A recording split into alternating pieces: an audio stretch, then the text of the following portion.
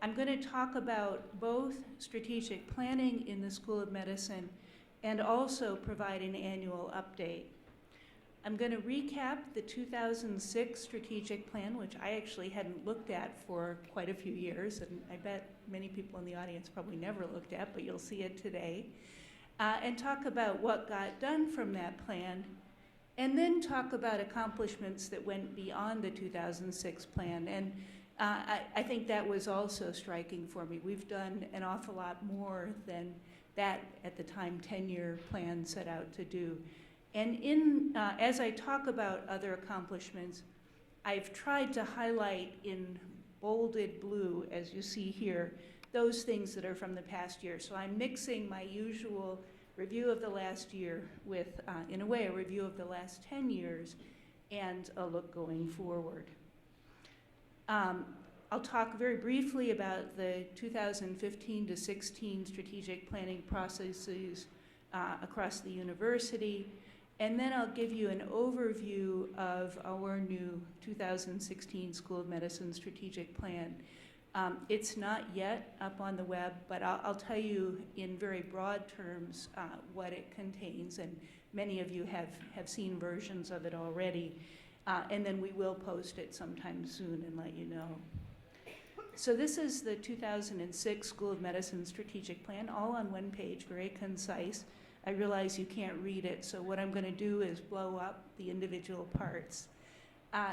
The 2006 strategic plan was meant to go, as it says, over the next decade, and as I think we would always want to do, it was to strengthen our position as one of the world's leading medical centers, particularly focused on education and research. There were three big goals in the 2006 plan.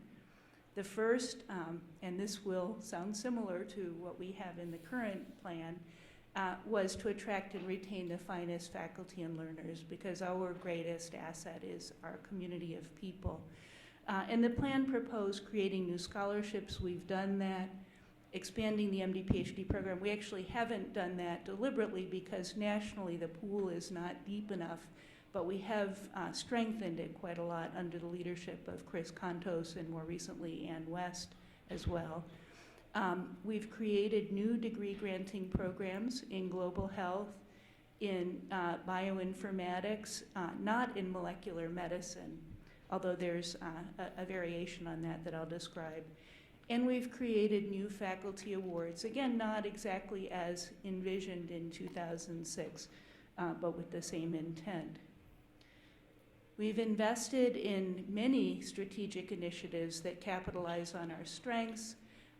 We've reinforced our excellence in discovery biology or basic science, and many of the areas of investigation that were mentioned in 2006 are areas we've expanded on. At that time, there was talk of a mind, brain, genes, and behavior university-wide institute. That turned into the Duke Institute for Brain Sciences, or DIBS. The Duke Translational Medicine Institute was created as a home for our CTSA award and also for the Duke Translational Research Institute. And you'll hear a little bit more about that. And at that point, I wasn't here in 2006. I came at the end of 2007, but that year, the Duke Global Health Institute was created, and so presumably as this plan played out, the intent was to make that institute stronger. And then the third goal was to provide the best physical environment for our community by building two buildings, what was called then a Learning Resource Center, that's this, the Trent Seaman Center, and also building a signature research building. And as you all know, we didn't move forward with that, but we found an alternative approach. We have renovated quite a lot of research space.